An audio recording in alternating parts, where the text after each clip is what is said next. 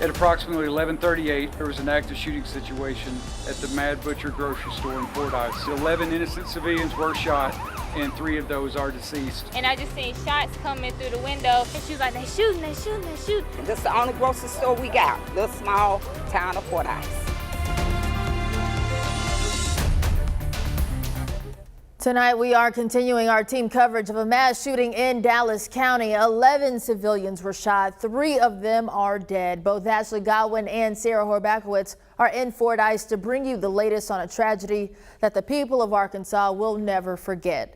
Thank you for joining us tonight at 6. I'm Faith Woodard. Just hours ago, Arkansas State Police held a press conference in downtown Fordyce. Ashley Godwin was there to get the latest details. Ashley, what can you tell us?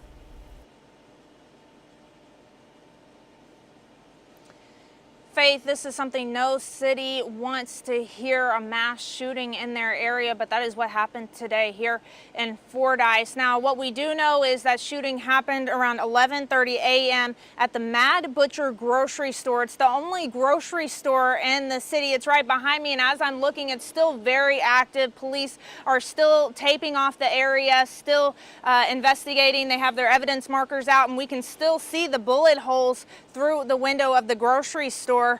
14 people were shot total. 3 of those people have died.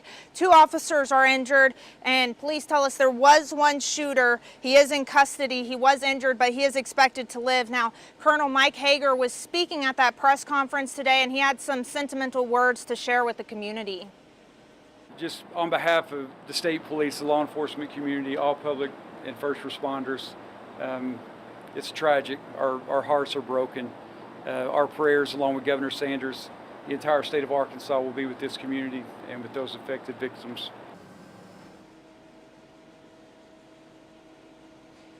Now, we weren't able to ask questions at that press conference, but we want to know who the shooter was and why he did this. But Colonel Mike Hager said they will be releasing more information tonight. And the governor said she was putting in every resource she has into Fordyce and making sure that they are assisted and taken care of. Now, THV 11 Sarah Horbakowitz is also here in Fordyce, and she was right up and close and personal with people who were impacted by this shooting. Sarah.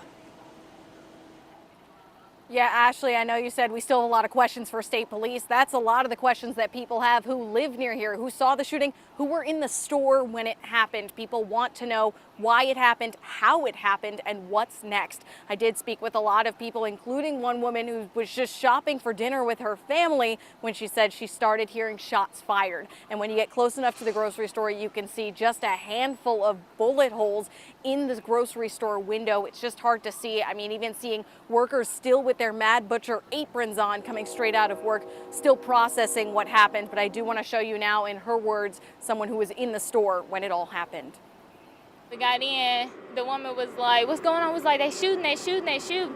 So then that's when she had got like this long stick thing. We had put it in front of the door. Like, we didn't have no service in there or nothing, so we couldn't call nobody.